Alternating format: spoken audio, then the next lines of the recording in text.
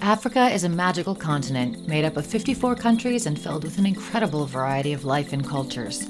With the second largest population on the planet, the continent features over 1,500 spoken languages, from the world's largest desert to the jungles, forests, and savannas, and the world's largest land mammal to the world's fastest land animal.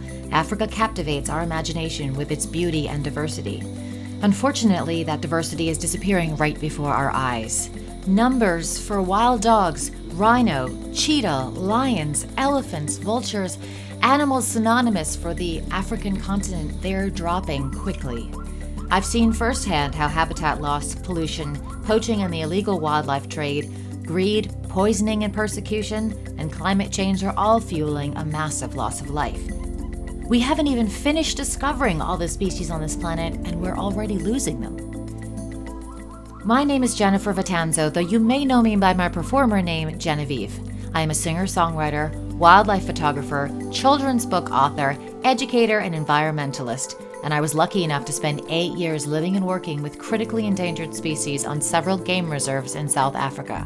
My experiences working in conservation got me up close and personal with incredible animals like rhino, cheetah, wild dogs, lion, elephant, vultures, hyena, leopard, meerkats, and even pangolin.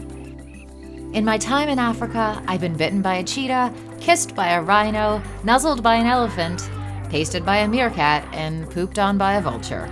I pulled an octopus off a man's back, shooed lions off my front porch, relocated a black mamba from my shower, tagged and tracked cheetah, wild dog, rhino, elephant, and pangolin, and raised a baby praying mantis and a slew of baby bats. But I've also pulled wild dogs and cheetahs out of snares. I've worked with orphan baby rhinos whose mothers have been poached.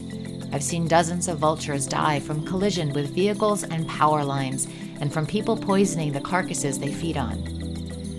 The world exists in balance, and each of us contributes to or detracts from that balance through our actions. We are tipping the scales in favor of only one species, us. If we don't work on lessening our consumption, on living more environmentally friendly lives, and on respecting the other species we share this planet with, we will lose so much of what makes this world of ours not just spectacular, but plain old habitable for everyone and everything.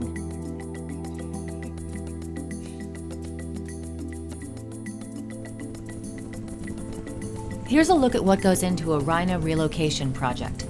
They have to airlift the rhino out of the bush after it's been darted, and then they have to bring it to an open area so that teams can work on checking out the rhino's health and making sure that it's safe, that its vitals are monitored, and that they can tag it and then get ready to release it in a new area.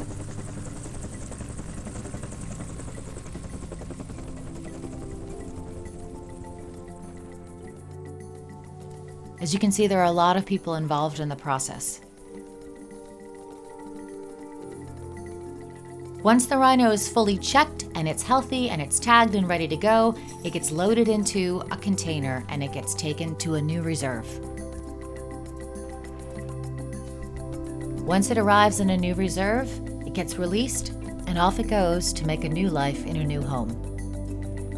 It is amazing what a dedicated group of people can accomplish, and I've been so lucky to be a part of all of this, and I thank you for tuning in to help us as we protect these species and each other.